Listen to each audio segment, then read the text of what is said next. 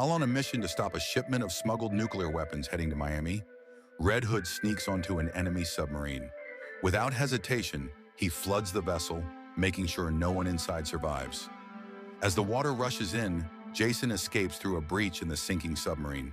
Just as he's about to emerge, a massive explosion erupts from the sub, sending shockwaves through the water.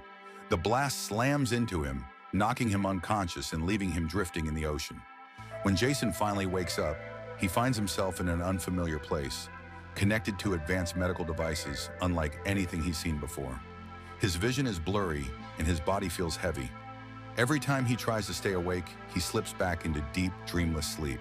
Days pass as he recovers, unaware that he is being watched by Princess Coriander of Tamarin. As she looks at him, something about his face feels familiar. His dark hair, his features, reminding her of someone from her past. Memories of an old love briefly surface, but she quickly realizes this is not the same man. Still, the resemblance stirs emotions she thought were long gone. Jason finally wakes up with a jolt, his instincts taking over. He grabs a nearby gun and points it at Starfire, demanding answers. But his confusion grows when he realizes he's not wearing pants.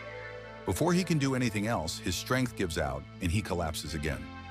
Starfire remains calm, unfazed by his hostility.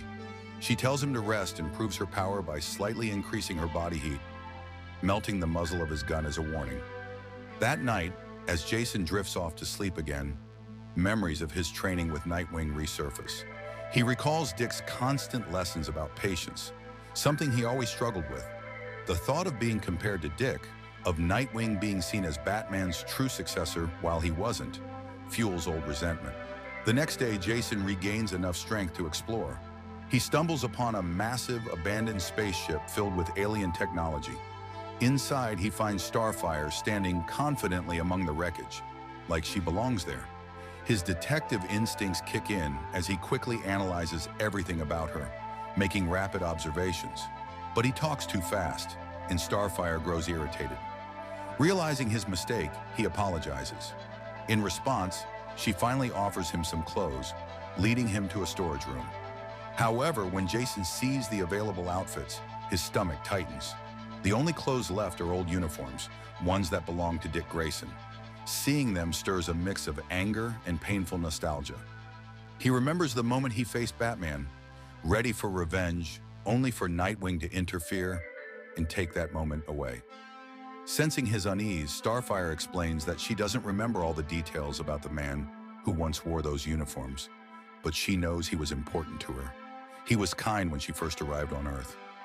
Jason listens, absorbing her words. She had loved Dick just as much as Jason had hated him. But Starfire makes one thing clear. She doesn't define herself by the men from her past. She doesn't cling to old memories or the meaning behind forgotten clothes. Taking a deep breath, Jason reluctantly picks up one of the uniforms and puts it on.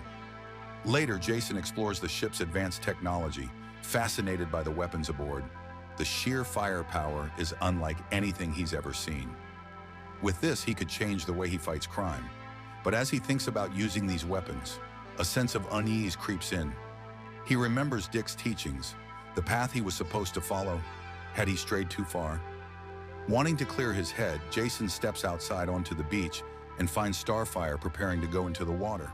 He calls out to her, saying they need to talk. But before he can finish, she suddenly leans in and kisses him. The unexpected kiss leaves him stunned. Amused by his reaction, Starfire explains that among her people, kissing is a way to absorb language and knowledge.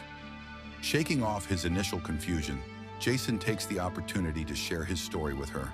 His time as Robin, his connection to Nightwing, his training with the All-Cast. He opens up in a way he rarely does. Starfire listens patiently, then shares a piece of her people's philosophy. Tamarin values the past, but they don't live in it. They embrace the present because it's the only thing that truly matters. Jason thinks about her words. There's wisdom in them, wisdom he never allowed himself to consider before. Then she adds one more thing. While the heat inside her is natural, the fire inside Jason, the anger that drives him, is different. If he isn't careful, it will consume him completely. For the first time in a long while, Jason lets himself be vulnerable. He steps forward and pulls her into a silent embrace, acknowledging the truth in her words. There, on a secluded island far from Gotham, he realizes his war isn't over. But for the first time, he understands that he has a choice in how he fights it.